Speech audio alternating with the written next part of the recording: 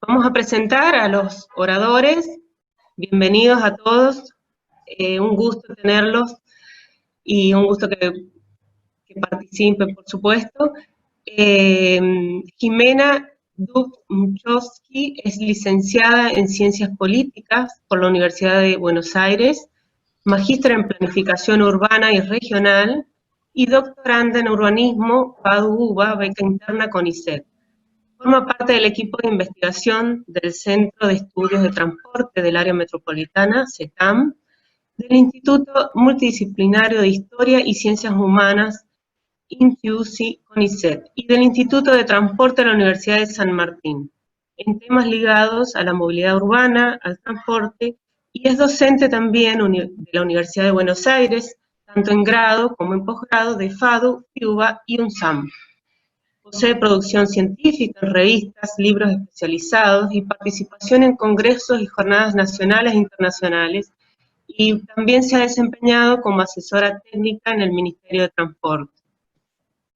Por otro lado, Maximiliano Augusto Velázquez es magíster en Planificación Urbana y Regional y licenciado en Sociología de la Universidad de Buenos Aires.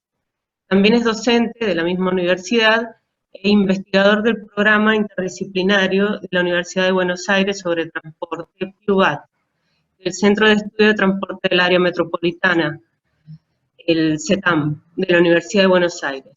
Ha presentado numerosos trabajos en congresos nacionales e internacionales en la problemática del transporte, la movilidad y la planificación de ciudades, la historia urbana y los estudios culturales. Es consultor y empresario, realiza asistencias técnicas a gobiernos y diversas organizaciones del sector. Bueno, les voy a pasar la palabra. Jimena o Maximiliano, ¿quién comenzaría? Es indistinto, si quieren arranco yo, o vos Jimena, como prefieras. Perfecto, ahí. Me parece que por el orden de las presentaciones, por ahí que mejor que empieces vos y después yo, porque lo mío es como más un estudio de caso y lo tuyo es como más general. Perfecto. Entonces ahí, Maximiliano, te cedo la palabra.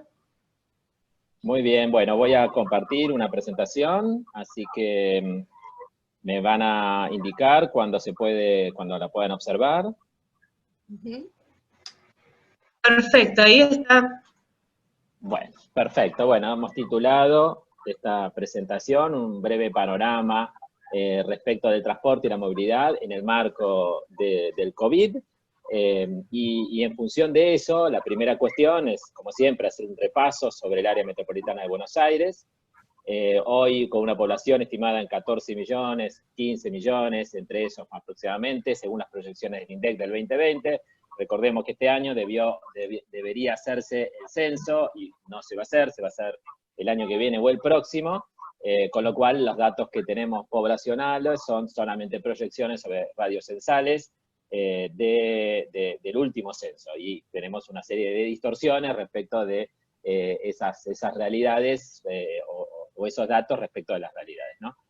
Una cosa que sí me parece siempre interesante para mostrar es la tendencia, ¿no? Los cambios estructurales que se vienen dando en la región y que tienen que ver con ir modificando los patrones, tanto territoriales como modales.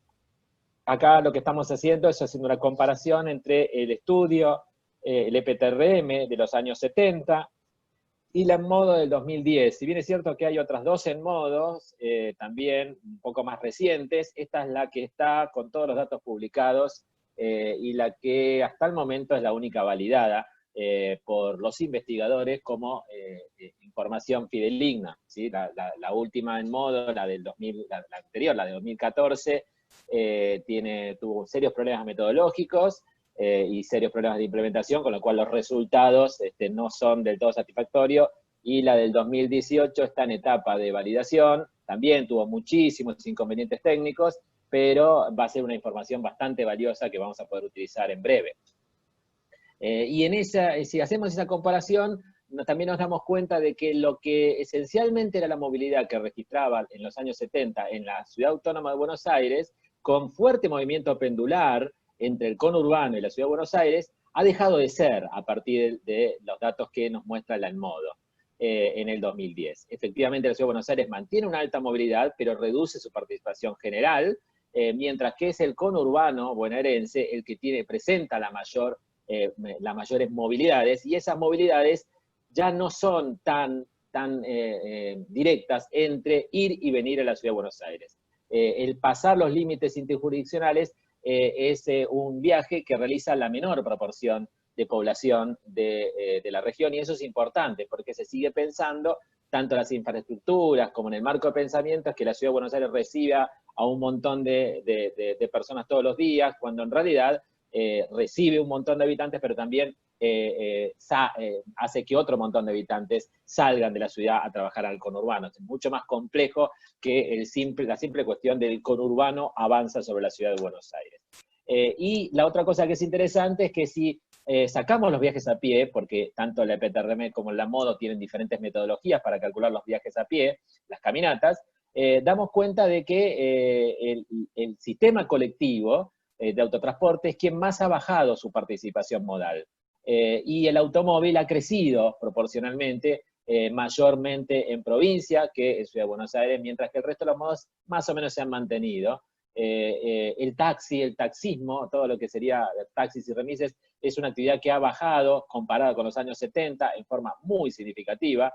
También es cierto que ese taxi se concentraba en Ciudad de Buenos Aires en los 70 y no ahora. Y los viajes de movilidad activas, particularmente a la bicicleta, se han incrementado mucho en el 2010, mayormente en provincia que en Ciudad de Buenos Aires, otro dato también destacable de ese estudio, ¿no? Y cuando pensamos las transacciones diarias, estos son datos SUBE de noviembre del año pasado, nos damos cuenta que el 80%, la gran mayoría de la torta de esas transacciones se realiza en transporte colectivo. Y la otra cosa significativa es que la mayor proporción de los viajeros son mujeres. Y dentro de las mujeres, la tarifa social es la predominante.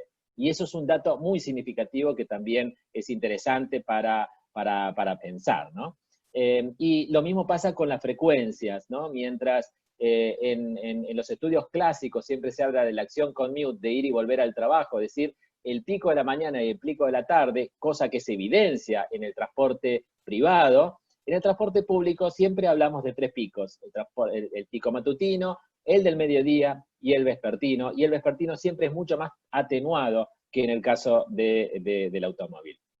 Todas cuestiones para pensar, porque en la pandemia, en la nueva normalidad y la nueva movilidad, seguramente va a ser muy diferente a esto. O sea que todo este panorama que históricamente pensamos sobre la Ciudad de Buenos Aires, probablemente, o la región, sea muy diferente en el futuro.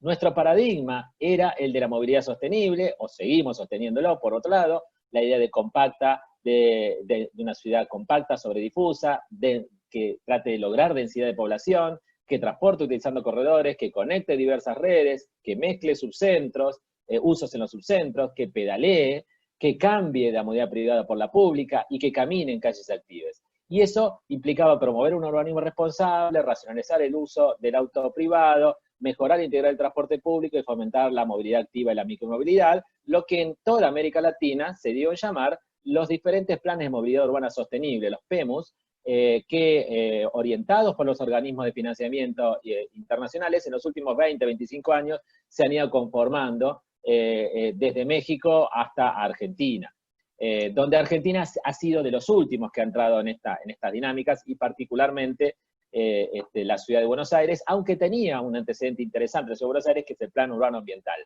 que algo de estas cuestiones también mencionaba. Ese paradigma de promover un urbanismo responsable tenía que ver con generar densidades, algo que va a ser fuertemente criticado a partir del contexto del COVID, ¿sí? Generar densidades, generar puntos nodales, ahí está todas las modalidades de transporte orientado al desarrollo, por ejemplo, están basados bajo este criterio, generar una ciudad donde las distancias caminables sean una capacidad de atracción de viajes para las modalidades activas y traten de morigerar o restringir las modalidades privadas o de transporte público de colectivos. Racionalizar el uso del auto privado es una de las mecas de este paradigma, y en el caso de la Ciudad de Buenos Aires está ejemplificada en esta restricción al ingreso al microcentro, en determinados horarios y demás, con los procesos de peatonalización y simultáneamente con los metrobuses, al norte y al sur, perdón, al este y al oeste del microcentro, para sacar también el tráfico automotor de ese entorno caminable, ¿no?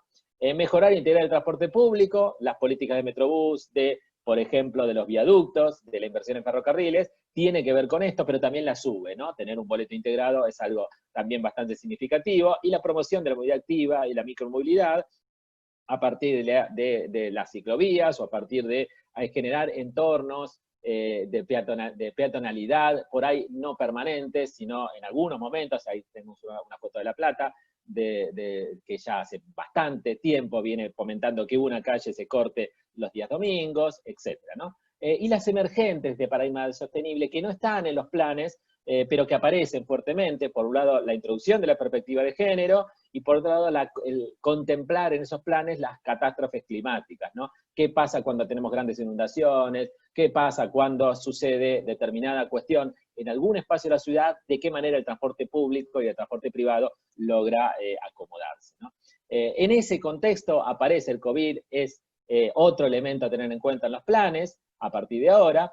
El COVID que pone en cuestión los dos grandes paradigmas, ¿no? El paradigma de hipermovilidad, nos podemos mover por todo el planeta, por cualquier lugar, podemos comprar en Amazon, podemos comprar en Alibaba, y nos llega a nuestras casas, y el paradigma del urbanismo sustentable, que está basado y sigue estando basado en el fomento de la densidad para lograr esto que le decíamos, ¿no? Que el transporte público tenga densidad suficiente para poder pagar sus propios costos, y simultáneamente para fomentar las movilidades sostenibles. Esto está puesto en cuestión con el virus, que produce una noción o una cierta idea de inmovilidad, que la variable clave termina siendo eso, porque el transporte es observado como un vector de difusión territorial del virus y también un ámbito de riesgo de contagio. Esta cuestión que va a ser, que empieza a ser criticada por los investigadores a lo largo de todo el planeta, en algún sentido se contradice con las visiones oficiales o las visiones de los gobiernos, que siguen responsabilizando al transporte como un vector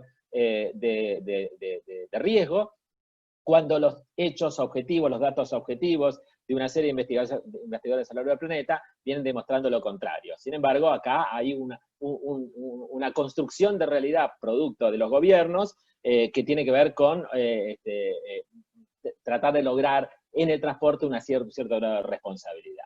Y por lo tanto el objetivo en todos lados, con el nombre que queramos llamarlo, es evitar y reducir los desplazamientos, repensar los espacios públicos y la relación entre lo público y lo privado. Las medidas de ASPO son un ejemplo de esos, y los distanciamientos sociales son otros, ¿no? ¿Qué observamos? Y observamos que si vemos la cantidad de vehículos en circulación, en el caso de la Ciudad de Buenos Aires, que tenemos indicadores en tiempo, con un día de atraso, de lo que sucede en la movilidad, tenemos una caída muy importante, ¿no? Con el orden del 44% de lo que hoy tenemos el 44% de lo que era un día normal en la ciudad, y una reducción muy significativa en lo que son el movimiento interno dentro de la ciudad. Y esos son datos importantes para pensar y reflexionar. Se ha caído mucho la circulación de automotores, aunque ahora los vemos, y nos parece que hay muchísimos menos que en un día común pre-pandemia. Lo mismo pasa con la cantidad de personas en transporte público en el AMBA. Esto también nos da caídas muy significativas, del orden del 60% en colectivos, del 80% y del 70% en subterráneos, valores realmente muy impactantes, también que nos llevan a pensar la viabilidad futura de los modelos, siempre que haya operadores privados, no si hay operadores públicos, porque ellos tienen otros regímenes y otras formas de compensación tarifaria que el sector privado que el sector privado, si quiere tener cierta rentabilidad, no puede generar. También lo podemos observar en la cantidad de usuarios de bicis públicas en Ciudad Autónoma de Buenos Aires, que ha caído también significativamente. Acá hay que compensar esta cuestión, que también hay una reducción muy significativa de la cantidad de oferta de bicicletas públicas. Mientras que pre-COVID teníamos un escenario de 400 estaciones y alrededor de 4.000 bicicletas, en el contexto COVID estamos en el orden de las 200 estaciones y en el orden de las 1.500, 1.600 bicicletas, a veces con picos de 2.000 bicicletas. Y eso es un dato significativo. Sin embargo, la caída en bici pública es mayor que la del autotransporte público. Así, significa que, en todo caso, el boom de la bici se está dando por la bici privada y no por la bici pública. Es un dato también interesante para pensar. Si vemos escenarios post-pandemia, en estos que mencionábamos, los 4 pilares de los planes de movilidad sostenible, en el primero, ya dijimos, criticamos la densidad, y por lo tanto lo que tendríamos que intentar hacer es intervenir más inteligente el espacio público y modificar los códigos urbanísticos para incorporar distanciamiento social y la humanización del espacio. Cuestiones que son muy importantes de homogeneizar, en el caso del AMBA, los diferentes códigos urbanísticos de un lado y del otro lado de la capital, o entre partidos de una misma región. Respecto de racionalizar el uso del auto privado, y tenemos una probabilidad concreta de aumento del parque de motos, y tal vez en menor medida del parque automotor, debido a que los valores de los automotores siguen siendo muy, muy elevados. Sí es probable que todos los automóviles que tengamos sean utilizados, y eso es un dato significativo. Teníamos un parque automotor que una porción importante del mismo no se movilizaba, estaba inmóvil, y probablemente en un escenario post-pandémico todo lo posible de ser utilizado sea utilizado. ¿Y qué tenemos que lograr ahí? Y bueno, movilidad individual más inteligente, castigar el uso individual, tal vez fomentar el uso compartido, habrá que buscarle la vuelta, porque si no, esa masividad va a generar problemas de congestión bastante complicadas, y en el caso de las motos, una mucho más elevada accidentología, como se demostró claramente en el NEA, en el NOA, que si ese aumento de parque de motos no va acompañado de campañas de concientización vial muy estrictas, como el caso, por ejemplo, de Cuyo, los índices de siniestralidad se disparan de forma muy notable, ¿no?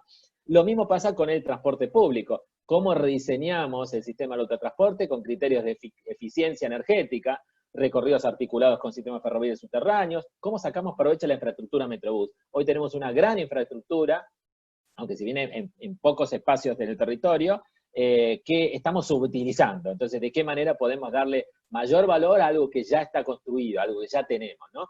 Y en ese sentido pareciera interesante, ¿no? Porque la necesidad de rediseño es algo significativo, ¿no? Que hay que realizar. Y tal vez el único escenario, en el escenario post-pandemia, el único punto de la movilidad sostenible que se ha privilegiado es este fomento a la movilidad activa y la micromovilidad, ¿no? Esta idea de hacer subcentralidades de 15 minutos y la necesidad urgente en toda la región metropolitana de reducir las velocidades de tránsito, pacificar el tránsito, ¿no? En muchos municipios, Partido Tigre, Partido San Martín y demás, ya hay proyectos de ordenanzas para hacer esta regulación y bajar a 50 kilómetros por hora máximo en avenidas y 30% máximo en calles para todo un distrito, ¿no? En Ciudad de Buenos Aires está avanzado la idea de que haya máximo de 50 en todas las avenidas que compartan ciclovías, eso ya está ordenado, y también se trabaja con una ordenanza general para bajar todas las calles a 30 kilómetros por hora. Habrá que ver si después pasa por la legislatura, ¿no? Y la idea de reducción del espacio del auto y el aumento del espacio para el peatón y la bici. Esos escenarios parecieran ser significativos, importantes. Tenemos un desafío de rediseñar las vialidades, y ahí dos conceptos que nos parecen centrales para integrar, ¿no? Para integrar a la ciudadanía. Por un lado, el concepto de calle completa, ¿no? Esta idea de que la vialidad no está dada en la cantidad de autos que pueden circular, sino en la cantidad de personas que en diferentes modos pueden circular por el mismo espacio público. Porque recordemos que una calle es un espacio público, y como espacio público es un espacio para todos, no solamente para que el auto se movilice o el auto descanse, ¿no? Recordemos, el 95% del tiempo de uso de un automóvil permanece estacionado, permanece inmovilizado, ocupando un volumen muy importante del espacio público, ¿no? Y la idea de corredor ambiental, ¿no? Cómo recuperamos los espacios vitales para la mitigación del cambio climático y aumentamos las superficies absorbentes. Seguimos padeciendo la problemática de inundaciones en gran parte del conurbano y gran parte de la Ciudad de Buenos Aires, y eso tiene que ver con dejar de pensar en la idea de infraestructuras grises, ¿no? A cemento, asfalto y pasar a infraestructuras azules y verdes, ¿no? Donde el fomento a esa permeabilidad del suelo y a lograr que ese verde logre generar mayor calidad ambiental es central, ¿no? Repensar el subte, esto es más de la Ciudad de Buenos Aires, pero me parece que es fundamental, ¿no? Por un lado, resolver los marcos contractuales, ¿no? Las concesiones están, tanto la nueva concesión como la actual, son contratos muy híbridos, en donde el concesionario hace prácticamente nada. Cuando uno hace un estudio comparado de las concesiones actualmente vigentes en la Ciudad de Buenos Aires para el subte con otras metros del subte del mundo, va a ver que la posibilidad de que el privado haga alguna acción está prácticamente regulado e imposibilitado por el Estado. Y esa cuestión de que la rentabilidad la fije el Estado y no el juego del mercado es una problemática, ¿no? Y si no, crear una empresa pública de nuevo para la operación de servicio. Ruego, por favor, que no sea Subterráneo Buenos Aires, que la verdad no sería un buen instrumento para su operación, sino crear una estructura nueva, joven, ágil, flexible, al estilo del Metro de Medellín, tal vez, con capitales mixtos, etcétera, ¿no? Adecuar la planificación estratégica, ¿no? Hoy tenemos una inviabilidad de hacer algo de la ley 670 y de cualquiera de sus derivados, también de hacer algo de la alternativa Peters 3, que fue el último estudio que se hizo sobre subterráneos en la Ciudad de Buenos Aires, en la gestión anterior, y también la puesta en duda de la pertenencia a realizar la línea F. Eso está prácticamente, en términos económico-financieros, pareciera un imposible en esta coyuntura, ¿no? Y sí se pueden hacer 1000 cosas para mejorar los servicios, ¿no? Pequeñas obras en cruces, mejoras en cocheras intermedias, lograr mayor operatividad de la red, correr servicios cortos y expresos, un montón de cosas que se puede hacer con la tecnología que hoy tenemos disponible y las prácticas que hoy tenemos disponibles. Empezar a analizar la extensión de andenes. Por ahí, antes que construir una nueva línea, conviene que las líneas actuales vayan mejor, ¿no?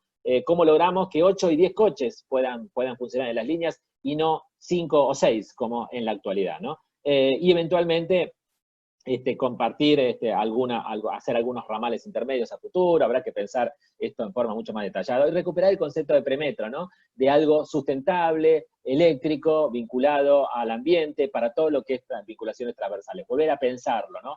Volver a pensar el tranvía en la Ciudad de Buenos Aires. ¿Cómo potenciar el ferrocarril? De vuelta, al marco contractual de las concesiones, hay 2 que están cayendo, y habrá que ver si seguimos con esos contratos híbridos, si todo retoma SOPSE, y ese marco, digamos, la debilidad enorme institucional que tiene la región metropolitana de Buenos Aires, no solo por la Agencia Metropolitana de Transporte, sino por las diversas herramientas, instrumentos, una CNRT muy débil y carente de capacidades como para ordenar el sistema, hace justamente que tengamos que repensar todos esos marcos, ¿no? Ver cómo hacemos a futuro concesiones, o si el Estado es el único operador nuevamente del sistema, como fue gran parte del siglo XX, ¿no? Fomentar la intermodalidad, y hoy la noción es que el centro de transbordo tiene que ser slow motion, tiene que ser una mixtura de usos con prevalencia comercial para que los dólares que se invierten en esa gran infraestructura, en ese centro de transbordo, queden localmente, no sean recuperados solamente por el ferrocarril, sino que se genere, bajo la lógica de transporte orientado al desarrollo, una lógica de mejor urbanización y mejor calidad de vida local, ¿no? De vuelta, no creemos que falten grandes obras, sino mejoras también en operatividad y básicamente en prácticas de mantenimiento. En general, nuestra atención es a la obra nueva y no a mantener lo existente, no hacer que lo que tengamos vaya a las velocidades comerciales adecuadas, y esas cuestiones tienen que ver con una falta de cultura de mantenimiento que el ferrocarril supo tener, tal vez en sus tiempos iniciales, y haya sido perdida en el siglo XX, ¿no? Después las cuestiones, antes de pensar un RER por debajo de la 9 de julio, no es que estemos en contra, ni mucho menos, creo que a futuro sería un gran proyecto, pero es algo inviable económicamente. Bueno, tenemos 2 RER actuales, ¿no? Que podemos potenciar, la línea Urquiza con la línea B, por ejemplo, o el RER transversal entre Retiro, Caseros, Aedo, Temperley, Villa Lisa y La Plata, ¿no? Cuestiones que pueden operar a partir del día de mañana, si así lo deseamos, simplemente cuestiones operativas para coordinar, para que funcione, ¿no? y continuar la política de pasos a desnivel subterráneo, viales o los viaductos ferroviarios. Está comillas, el inconveniente de soterramiento, que de alguna manera va a haber que, de Sarmiento, que de alguna manera va a haber que intentar resolverlo como política pública.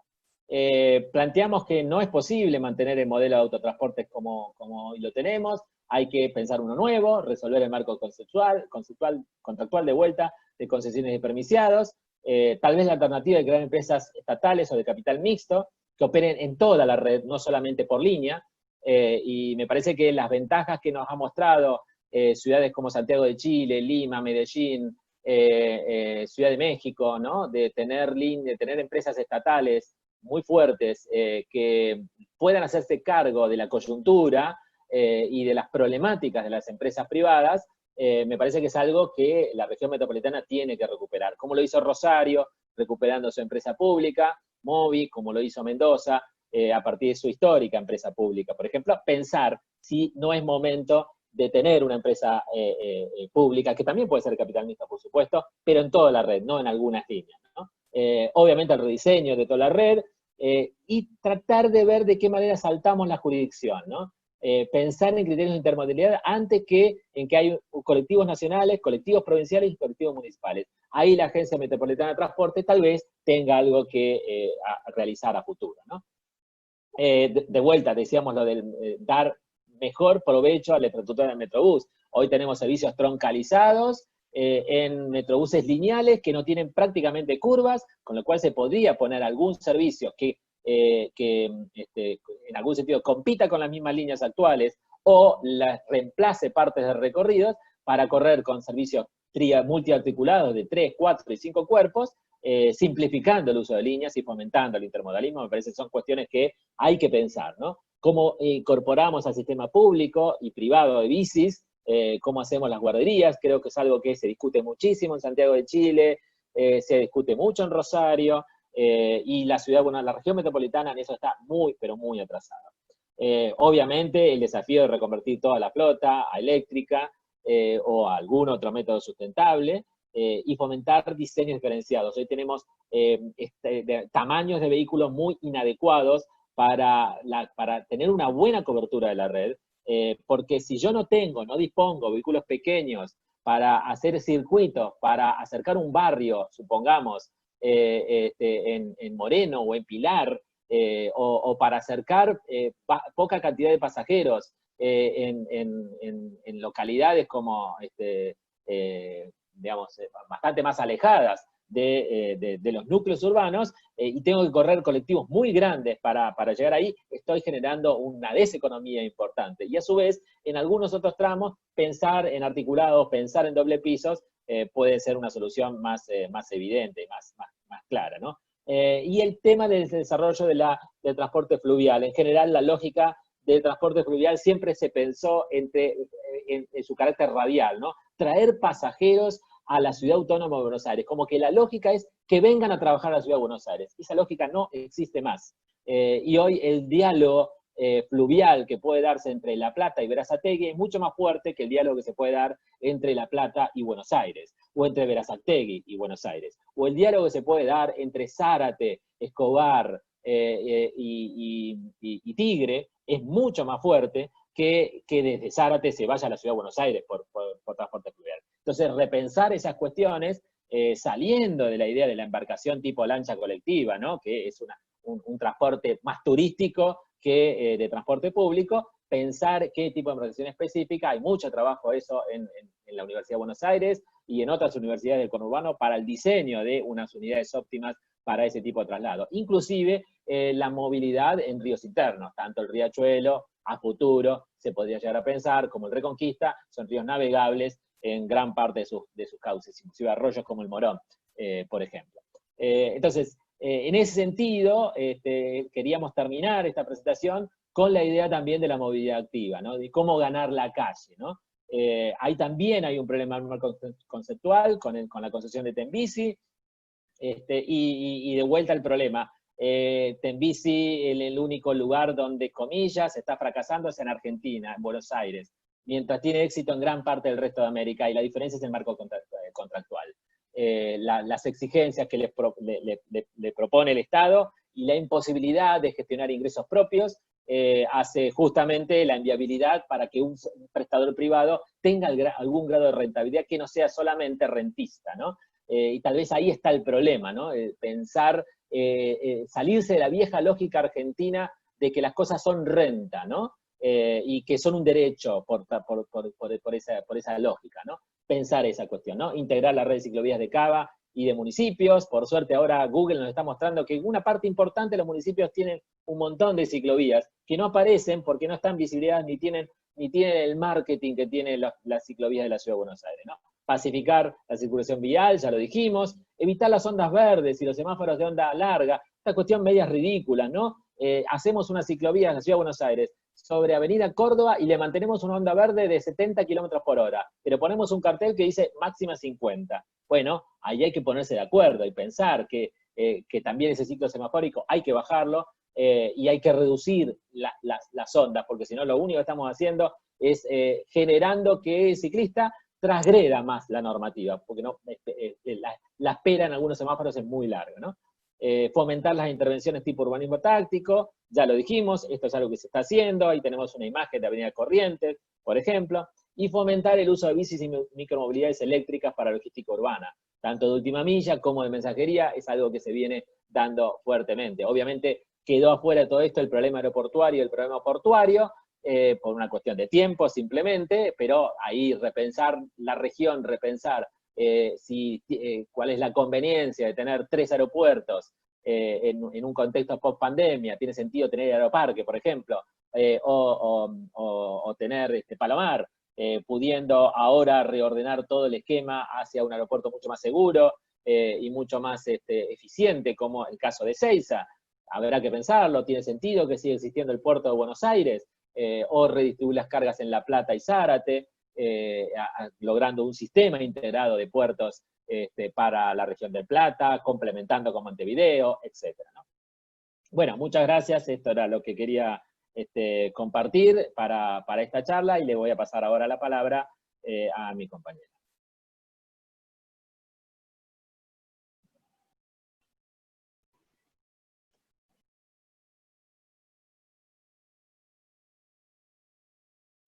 Cuando lo pueda hacer, que esto ya no sé cómo era, a ver si puedo. Dejé de compartir.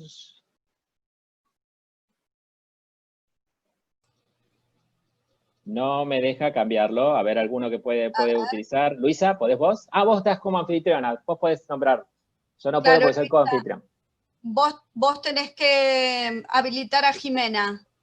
Perdón por esta desprolijidad, pero la vez pasada no nos pasó. Luisa, ¿estás ahí? Ahí está habilitada ya, Jimena. Ah, vale. Ay, perdón, no tenía habilitado el micrófono y ya está. Ahí está habilitada. Bueno, entonces voy a pasar a compartir la pantalla. Va a ser una excusa, digamos, compartir el PowerPoint, simplemente para tener un guión, pero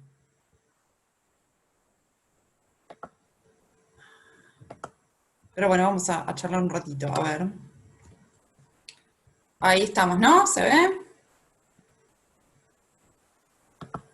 Bien. Perfecto, Jimena. Bárbaro, entonces pongo modo presentación. Bueno, entonces el título de la presentación era pensar la movilidad con perspectiva de género a partir de los modelos de ciudad y pensando en la nueva coyuntura de las ciudades post-COVID, a partir de este nuevo contexto en el que estamos viviendo. Voy a retomar algunas cuestiones que ya las planteó Max en su presentación, pero bueno, para ordenar un poco la presentación y la información.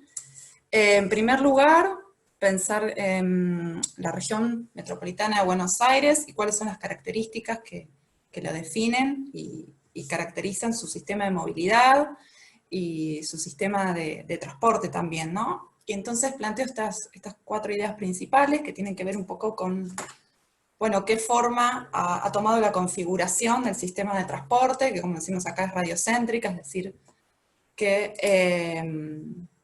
que la movilidad sea configurado, sustentada en infraestructuras que generan este tipo de viajes y de movimientos desde áreas centrales hacia áreas periféricas, en un primer momento a partir de la infraestructura ferroviaria, luego a partir de infraestructuras viales.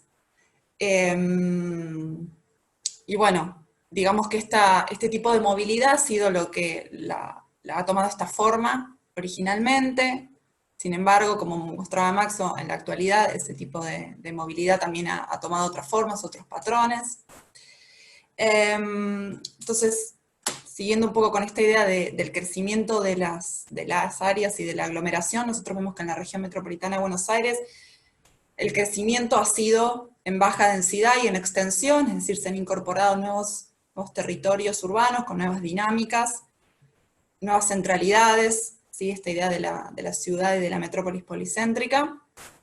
Sin embargo, los servicios de transporte, en el sistema de transporte, no han acompañado este crecimiento, por lo cual hay algunos sectores o áreas que tienen carácter de centralidad, que van a tener mejor cobertura y mejores servicios, mejores frecuencias, o servicios más acordes, digamos, a las demandas de la población que vive en esos territorios, y después vamos a encontrarnos con territorios que no van a tener cobertura, que van a tener servicios más deficientes en relación a las demandas de los y las usuarias.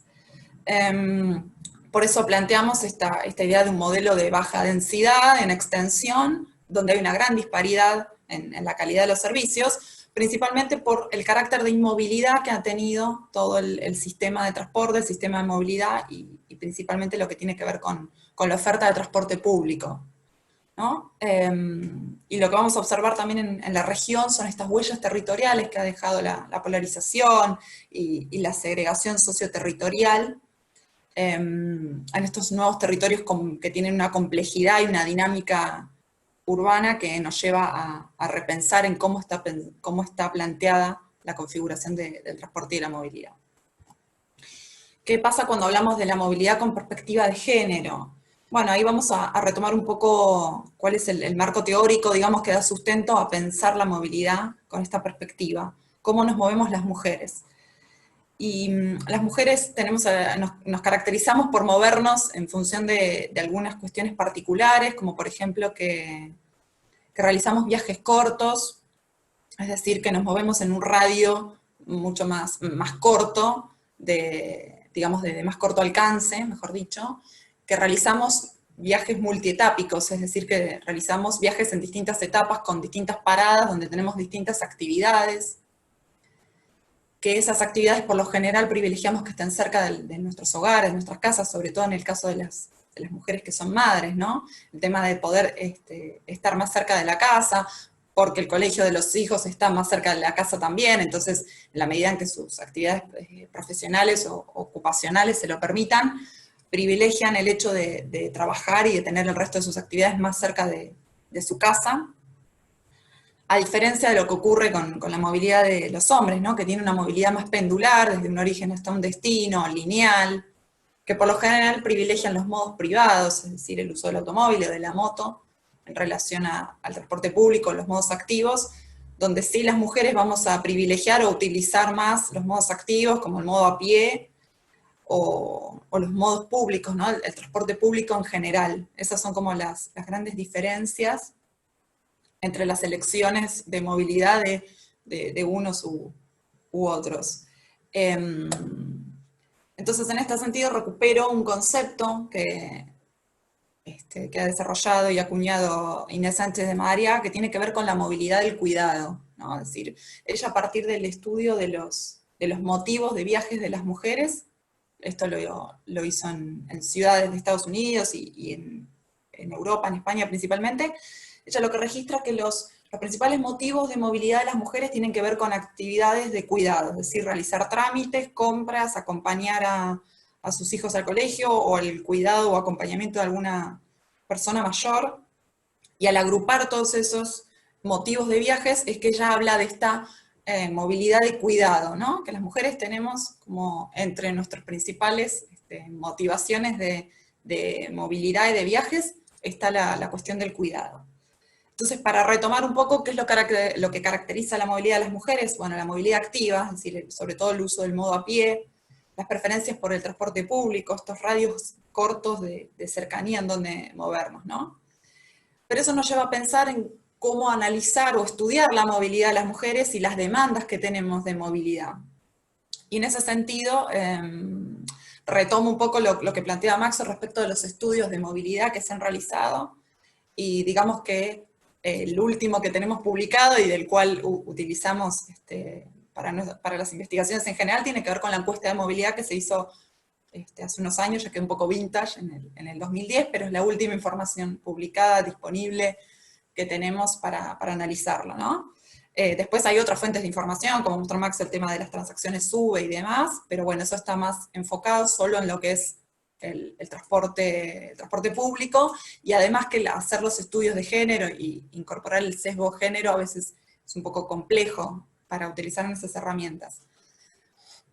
Con lo cual, bueno, frente al desafío de cómo estudiar la movilidad con una perspectiva de género, y enfocarnos particularmente en lo que tiene que ver con el universo de las mujeres, que es lo que a mí me interesa, nos volcamos a estos estudios de movilidad, y lo complementamos con algunas otras técnicas, entonces que voy a mostrar a continuación, que tiene que ver con entrevistas o encuestas hechas en forma, digamos, personal, ¿no? Si bien identificamos que existen otras identidades sexuales que tienen otras prácticas de movilidad y otros patrones y otras elecciones, en el caso de las encuestas nos trae como nos plantea este escenario de pensar la movilidad en forma binaria, ¿no? Entre mujeres y hombres. Y bueno, entonces en primer lugar les traigo este cuadro donde vemos un poco de los motivos de viajes que tienen las mujeres en la región metropolitana de Buenos Aires, donde aparece en primer lugar los motivos de acompañamiento, motivos de acompañar a llevar a un adulto mayor o a un niño, una niña a su establecimiento educativo, ¿no? Entonces reaparece esta idea de la movilidad de cuidado y cómo orientar la movilidad en ese sentido. Si vamos a hacer el análisis de las etapas de viaje, es decir, cuál es la elección modal que tienen las mujeres, lo que vamos a ver es que lo que veníamos charlando y estas tendencias aparecen acá también en los datos, ¿no? De cómo las mujeres usamos mucho más el modo a pie, elegimos el modo a pie, en relación a lo que tiene que ver con los modos privados, vamos como más autoacompañantes más que como conductoras, que utilizamos más transporte público, principalmente lo que tiene que ver con el transporte colectivo, y en relación a los modos semipúblicos o semiprivados, como pueden ser los taxis o los remises, también tenemos más participación las mujeres que los hombres. Acá les traigo un caso de estudio del que yo trabajé en mi tesis y sigo trabajando, que es el caso de San Justo, como una ciudad cabecera del partido de La Matanza, a ver qué pasa cuando vamos a lo local, ¿no? A estudiar en una localidad o en una ciudad particular cómo es la movilidad, sobre todo a partir de esta hipótesis de que las mujeres tenemos radios de circulación más reducidos. Y lo que vamos a ver es que cuando analizamos los destinos de viajes de las mujeres desde San Justo, o sea, mujeres que están en San Justo, hacia dónde se mueven, vamos a encontrar que el 90% de los viajes es hacia el interior del propio municipio, ¿no? Y esto también nos trae algunos debates y preguntas en torno a cómo se está dando la movilidad, no solo de las mujeres, sino la movilidad en general en la región. Si sigue siendo radiocéntrica, o tenemos que empezar a mirar la movilidad también intersticial, qué pasa al interior de los municipios y entre los municipios, sin dejar de lado obviamente la movilidad transversal, un poco lo que mostraba Maxo también, de qué pasa con esos corredores transversales que no están potenciados ni profundizados en su análisis. Entonces, volviendo a este caso, lo que vemos es que el 90% de los viajes de las mujeres, decíamos, se realizaban dentro del mismo municipio. Y si voy a analizar al interior de ese municipio, bueno, voy a encontrar cómo la distribución entre las más equitativa, digamos, entre distintas localidades, que se explican a través de distintos motivos territoriales, ¿no? Digamos, de cuál es la conexión entre una u otra localidad a partir de las actividades que allí tienen lugar. Si ahora voy a ver los motivos de viaje, aparece el principal motivo, es el hogar. Y esto lo podemos explicar por varios motivos. Por un lado, San Justo, al ser cabecera de partido, hay una gran cantidad de actividades que tienen lugar en esta ciudad, que tiene que ver con cuestiones administrativas, financieras, eso es el polo judicial, digamos, del municipio, comerciales, productivas, hay una gran cantidad de actividades, con lo cual las mujeres probablemente trabajen ahí, y de ahí se desplacen hacia sus hogares. y también funciona como un centro de transbordo, digamos, ¿no? Desde allí es un lugar donde se realizan transbordo de un modo a otro, principalmente, obviamente, el transporte público automotor. Si voy a ver la distribución modal que se da en esta ciudad, también aparecen estas tendencias que ya veníamos viendo con anterioridad, el uso más, digamos que más uso de transporte colectivo de las mujeres en relación a los hombres, el uso del modo a pie, la prevalencia respecto del modo acompañante más que conductor en los modos privados, ¿sí? O sea que digamos que nosotros tenemos un marco teórico que nos marca algunas tendencias que después se van a ir corroborando con los datos a medida que avancemos con el análisis. Y después acá les traigo algunos testimonios, digamos, que rescaté de algunas entrevistas que hice, ¿no? Entonces, por un lado, una mujer adulta planteando la dificultad que se le presenta al momento de moverse y desplazarse por el diseño propio que tienen las unidades, por el diseño de las paradas también de los metrobuses, y por el otro lado aparece el tema de la percepción de inseguridad, seguridad/inseguridad que tenemos las mujeres y de cómo utilizamos las infraestructuras, ¿no? La necesidad de una infraestructura, de una ciclovía, una bicisenda para usar bici, ¿no? Por ejemplo, que digamos que es como una falencia quizás en la región y en los municipios el hecho de no tener infraestructuras apropiadas para que las mujeres podamos desplazarnos. Ni hablar de que haya guarderías o lugares donde dejar la bici para hacer los transbordos desde un colectivo hasta un tren, o de un colectivo a otro, digamos, en las principales estaciones tenemos esa falencia también, ¿no? Y esto un poco también reforzar la idea de qué tipo de infraestructuras son las que estructuran los sistemas de movilidad en toda la región, basados principalmente en lo que es el transporte público y el transporte privado, ferroviario público, vial público privado, y que no aparezcan otras infraestructuras como puede ser para los modos activos a pie o para el modo bicicleta. Bien, y metiéndonos un poco con la coyuntura actual y con lo que tiene que ver con el contexto COVID, a mí me parece importante resaltar que, digamos que este nuevo contexto lo que visibilizó y puso un poco en agenda fue discutir en general lo que tiene que ver las tareas de cuidado, ¿no?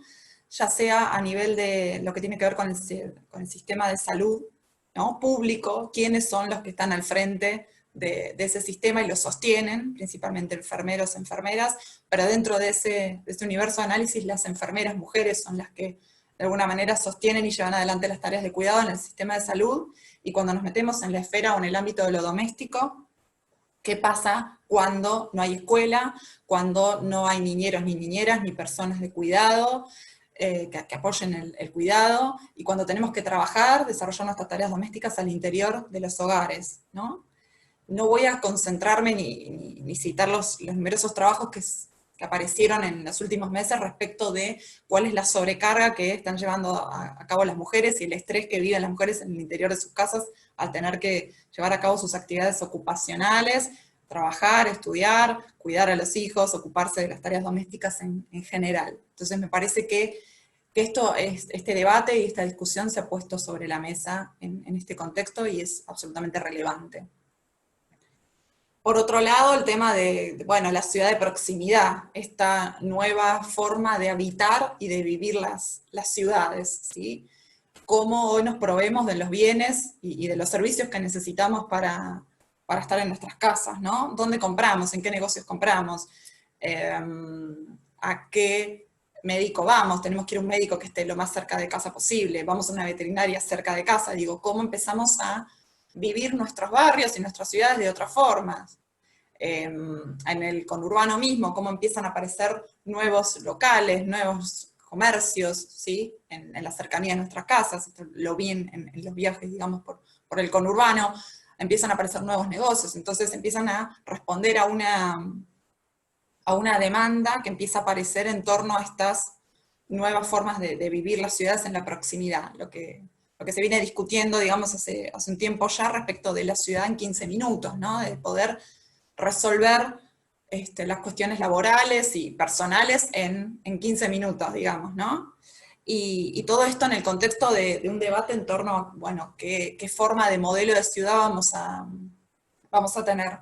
Si vamos a seguir densificando o no, la discusión del nuevo higienismo, digamos, cómo vamos a hacer ciudades más o menos densas para que sean acordes a estas nuevas coyunturas de pandemia, digamos.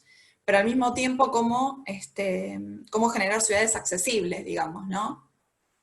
Esta idea de la descentralización también de las actividades laborales y demás. Entonces, en ese sentido, aparece otra idea que tiene que ver con la mixtura de usos, no solo mixtura en los modos, digamos, de movilidad, ya sea incorporando y coexistiendo distintas elecciones modales, desde lo activo, público y lo privado, sino también en los usos, digamos, de la ciudad, es decir, cómo coexisten los distintos usos residenciales, comerciales, productivos y demás coexistiendo. Y por otro lado, también rescatar la cuestión de la experiencia, cómo registrar las experiencias de movilidad que estamos teniendo en este contexto. Y en este sentido es importante esto rescatarlo en el marco de los estudios de género, de perspectiva de género.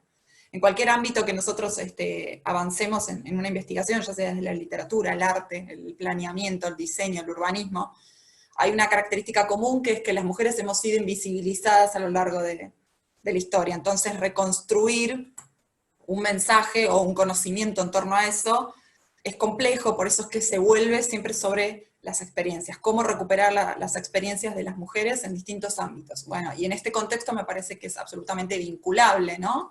De cómo recuperar experiencias de movilidad, no solo pensándolos en la perspectiva de género, sino en una perspectiva más global de cómo se están moviendo los distintos colectivos sociales en este nuevo contexto.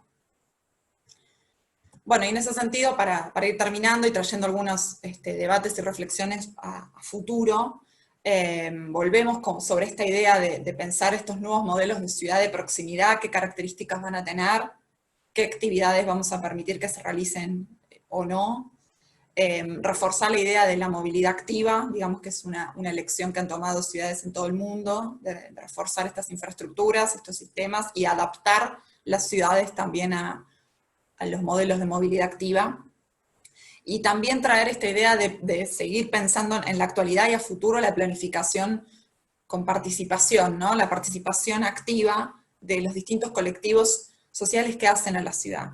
En el caso particular de las mujeres, bueno, mujeres que participen en los procesos participativos, que vengan con sus hijos, que los niños también participen, porque ellos tienen una forma de vivir y habitar la ciudad distinto, tienen otras formas de uso y de registro del espacio público. Y a su vez las mujeres, cuando vienen a los procesos participativos, también traen las experiencias del cuidado de las personas mayores, cómo se mueven esas personas mayores, qué dificultades tienen, cómo se mueven los niños, las niñas, ¿no? Me parece interesante e importante rescatar eso, la necesidad de incorporar la participación y de reforzar la participación de los distintos colectivos para repensar y pensar qué tipos de espacios públicos queremos. Esta idea de ganar la calle, de ampliar las veredas, de incorporar las ciclovías o las bicisendas, pero también, digamos, que sea lo más participativo y universalizable, ¿no? Esos procesos, donde no haya digamos, lo importante a rescatar es que no haya un grupo o un sector que tenga más predominancia sobre otro, sino tratar de hacerlo de la forma más equitativa posible. Así que bueno, muchas gracias, y acá cierro con mi presentación.